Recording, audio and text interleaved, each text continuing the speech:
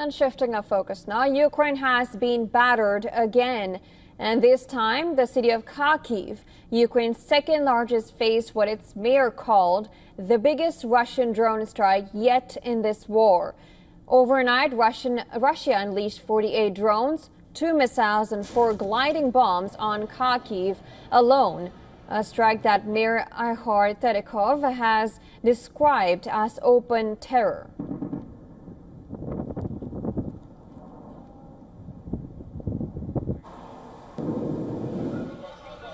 The destruction was sweeping. At least 4 people were killed and at least 60 others injured. Among the victims, a baby and a 14-year-old girl.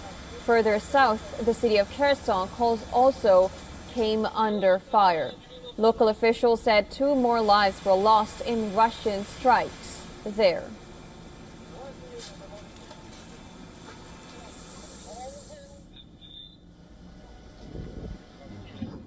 Now, the attack comes on the heels of massive wave of air assaults that swept across Ukraine on Thursday night.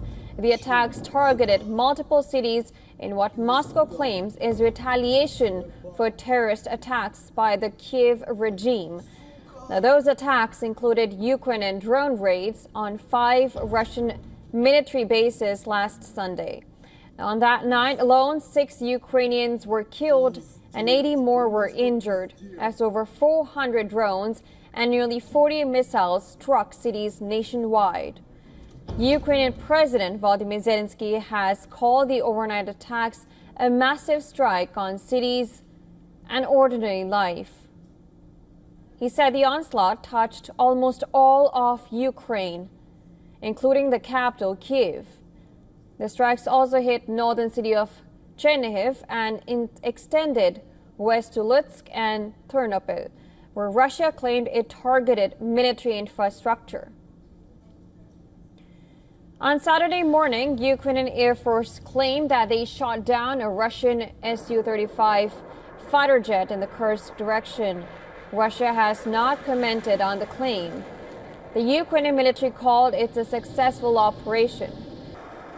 But even as Ukraine tries to push back, the global debate deepens. On Friday, U.S. President Donald Trump said he hopes that Russia does not resort to a nuclear war. He added Ukraine gave a reason to Russia to bomb them.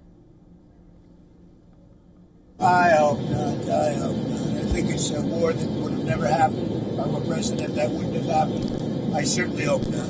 Well, they gave Putin a reason to go in and bomb the hell out of him last night. That's something I didn't like about it. When I saw it, I said, here we go. Now it's going to be a strike.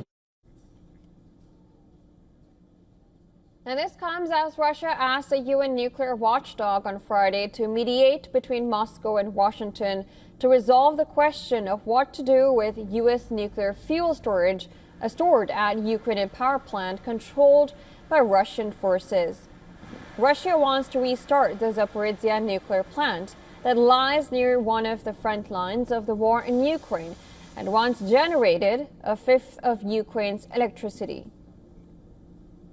Now, the fuel question is one of numerous issues standing in the way.